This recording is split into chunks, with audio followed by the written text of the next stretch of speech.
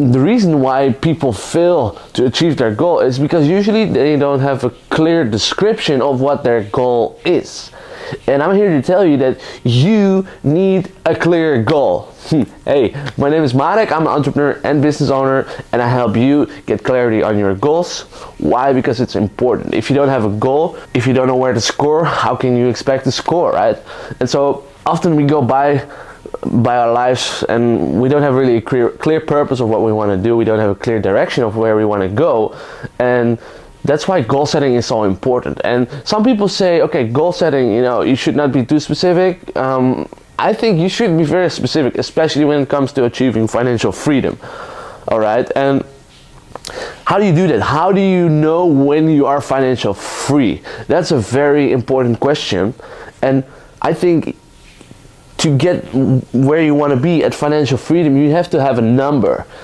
And so when I did that, I did it in my own life. I did exactly everything. I calculated what my expenses were at this moment. I calculated how much it would be in the future when I have a family, when I have a wife, when I have 4 kids. I calculated, I put in calculation what I want to have, like a big house, I want to have a nice car. My favorite car was a Tesla Model S at that time. I think it was 2015, I think. Yeah, maybe even earlier, but that was my goal, right? I wanted to have the Tesla Model S. That was my dream car. And at that time, there weren't that many Teslas in the world as there are now today. But anyway, so I put the goal, and I put exactly the number. I looked up, okay, how much does my dream house cost? How much does the Tesla cost? How much does it cost to actually maintain a family with 4 kids? How much? And I know it's a long exercise, but I did everything, and it made the whole list, like in an Excel sheet. Boom, this is how much it cost for me to live right now here, with rent, with monthly expenses, with groceries. Boom. And then this is what it costs with 4 children. This is what it costs with this is what it costs with that. And I made that whole list, and it gave me so much clarity, because then I could twist that number and give it another percentage to it in order. Let's say it was 50,000 a year that I had to generate in income passively, right? And so I put 5%, that 5% of the number, because if I had some investments that would yield around 5% return. So if it was 50,000, then my goal would be either 50,000 in passive income, which makes sense, right? Or 1 million. 1 million in assets that generate me 5% return. And so when I got that number, it started to become real, and it started also to become something that I could achieve, that I could see why I would achieve that. Oftentimes I hear people, they have a goal, and they say, like, I want to get $10 million, or I want to get 100 million, I want to get $1 billion. Why? Why is it? What is the lifestyle you want? Yes, if you want to have a private jet, if you want to have a yacht, maybe your number is very high, but most people don't want that, and most people don't need it. And even if you want that, you can get a private jet. Like, ask yourself, like, where do you go? How much does it cost? It's probably not even that expensive. It's not even $1 billion. You don't even need $1 billion for that. So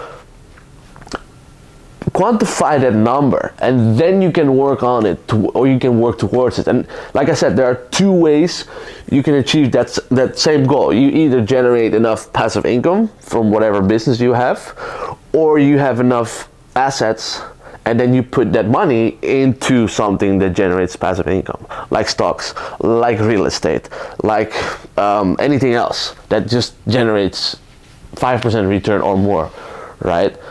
When I did that, I started working on myself, and I started working on the goals, and I started to slowly get further in life, and I could see everything I was doing at that point, every business that I was creating, every venture that I was going into.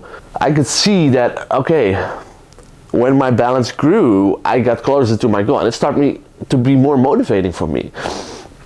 At a point where I had set different targets. So I set passive income for financial, I think it was independence, and then freedom. So there's different levels, right? And independence was like my basic level, just how I lived at that time. And then when I achieved that was actually super easy. It was less than $1 million. Can you imagine less than 1 million? And then you already are retired. And that's what I'm trying to say. Like, so many people, they have like these huge numbers, and probably you don't even need it. Probably the number is so much smaller. But make that exercise, do that exercise, find out what is it, what is the number, how much do you actually need. How much do you need? You know, there's no reason to set a goal so high that you feel, okay, oh, it's so high, that goal, so you feel that you're gonna fail that goal because it's too high for you. It's impossible. And I'm all for, you know, 10x, 100x for making goals big, because it needs to motivate you as well, right? But if it's too big, you're probably not gonna do it. So you need to find the right balance in making goals attainable, but also making them a little bit more than attainable. So you're getting motivated, so you're getting creative, so you're going to use different parts of your brain. And if you calculate exactly what you need, you can see why you do what you do. And that's so important. That's how you get to your number, to your retirement early.